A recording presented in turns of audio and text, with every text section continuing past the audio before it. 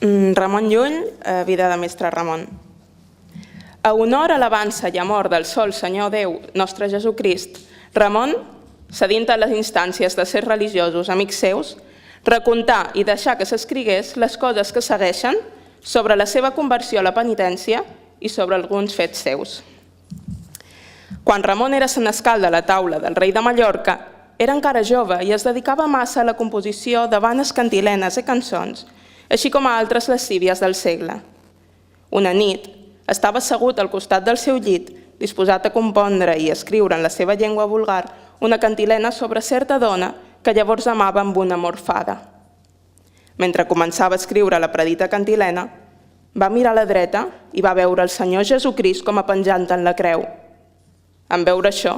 va tenir por i, deixant les coses que tenia entre mans, es va ficar dins del llit per dormir. L'endemà, però, s'aixecà i tornà a les seves vanitats de sempre, sense preocupar-se per res d'aquesta visió. Encara gairebé 8 dies després, al mateix lloc que abans i gairebé a la mateixa hora, una altra vegada es preparava a escriure i acabar la seva predita cantilena, quan el Senyor li aparegué de la mateixa manera en la creu. Més aterrit encara que la primera vegada, es va ficar altre cop dins el llit i es va dormir. Però fins i tot l'endemà, descuidant l'aparició que li havia estat feta, no va deixar la seva lascívia. Al contrari, poc després s'esforçava a acabar la cançó començada, fins que el Salvador li va aparèixer, sempre en la mateixa forma, una tercera i quarta vegada, amb uns quants dies entremig. A la quarta, o fins i tot a la cinquena vegada, com més comúment es pensa, que se li presentà aquesta aparició, ell, completament aterrit, es va ficar dins del llit i va passar tota la nit intentant pensar entre ell mateix què devien significar aquestes visions tantes vegades repetides. D'una banda, la seva consciència li deia que aquelles aparicions no pretenien altra cosa sinó que deixàs el món tot d'una a fi de dedicar-se d'allà endavant enterament al servei del Senyor Jesucrist. De l'altra, emperò, la seva consciència el proclamava culpable des de temps enrere i indigne del servei de Crist. I així, ara discutint sobre aquestes coses amb ell mateix, ara pregant Déu amb fervor, passar aquella nit angoixosa sense dormir. A la fi, perdó del Pare de les Llums, considerar la mansuetud, paciència i misericòrdia que Crist tengué i té envers qualsevol pecador, i així finalment entengué amb certesa que Déu volia que ell, Ramon, deixàs el món i que d'allà endavant servís Crist de tot cor.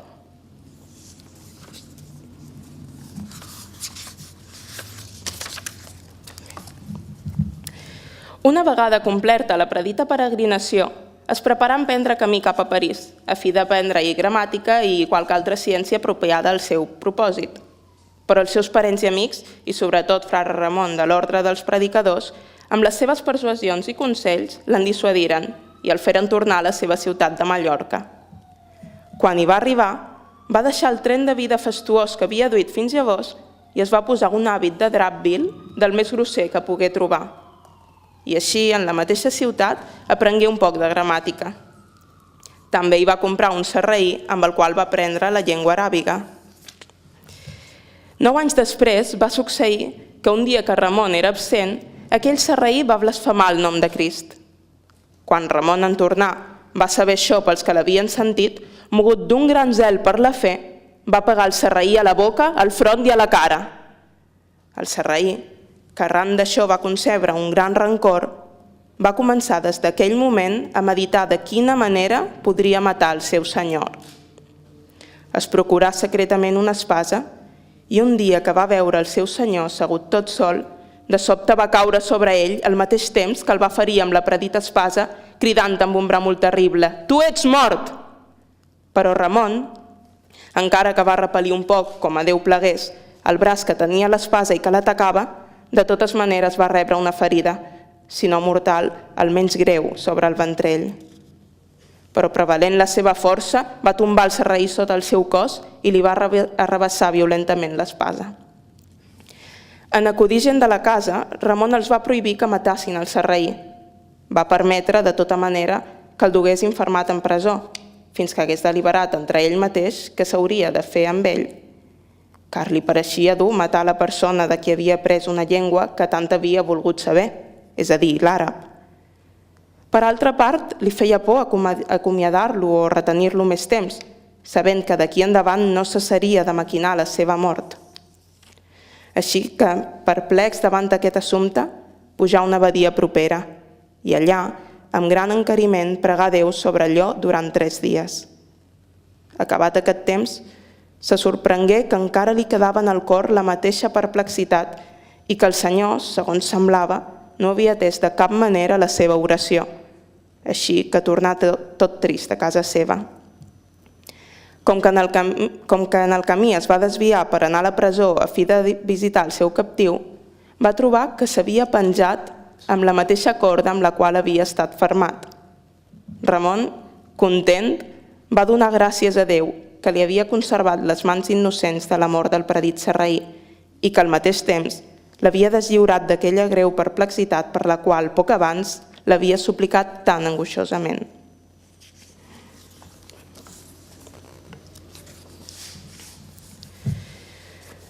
Emperò, Ramon, sabent no gaire després d'una altra nau d'un tipus que els genovesos comunament anomenen barca, que es preparava per viatjar a la predita ciutat o regne dels sarraïns, és a dir, a Tunis, es va fer dur aquella barca, amb els seus llibres i altres coses necessàries contra la voluntat i els consells dels seus amics.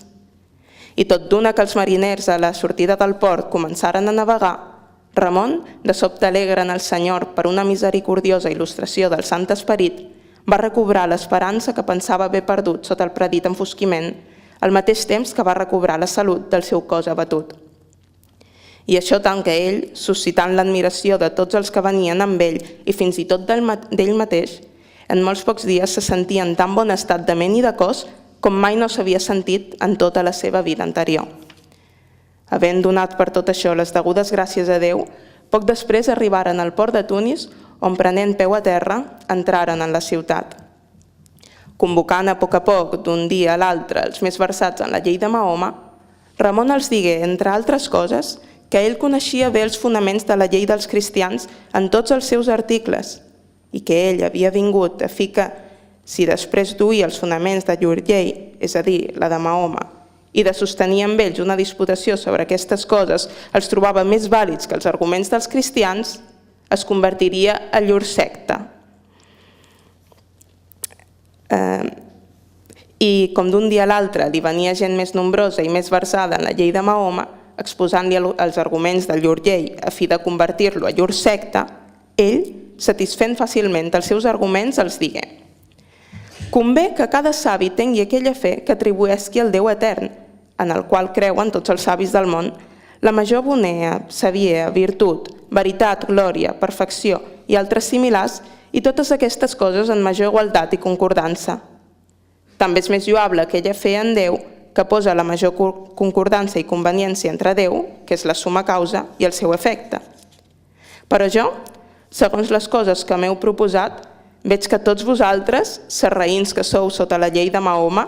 no enteneu en les dignitats divines predites i altres de similars l'existència d'actes propis intrínsecs i eterns, sense els quals les dignitats mateixes serien ocioses, i això ab eterno. Els actes, per cert, de bonea els dic bonificatiu, bonificable, bonificar, i els actes de grandesa són magnificatiu, magnificable, magnificar,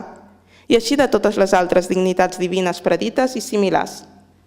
Però com que vosaltres, segons veig, atribuïu els predits actes només a dues dignitats o raons divines, és a dir, a saviesa i voluntat, així queda manifest que vosaltres, en totes les altres divines raons, és a dir, bonea, granea, etc., deixau ociositat i, per conseqüent, posau desigualtat, com també discòrdia entre elles, cosa que no és lícita. Pels actes substancials, intrínsecs i eterns de les dites dignitats, raons o atributs presos com cal en igualtat i concordança, els cristians proven de manera evident l'existència, en una simplíssima essència i natura divina, d'una trinitat de persones, és a dir, el Pare, el Fill i l'Esperit Sant. La qual cosa jo, per mitjà d'una revelada fa pocs, segons es creu, per inspiració divina un cert ermità cristià, us podré demostrar amb clares raons, si Déu vol i si vosaltres volguéssiu disputar amb mi sobre aquestes coses amb esperit tranquil durant uns quants dies.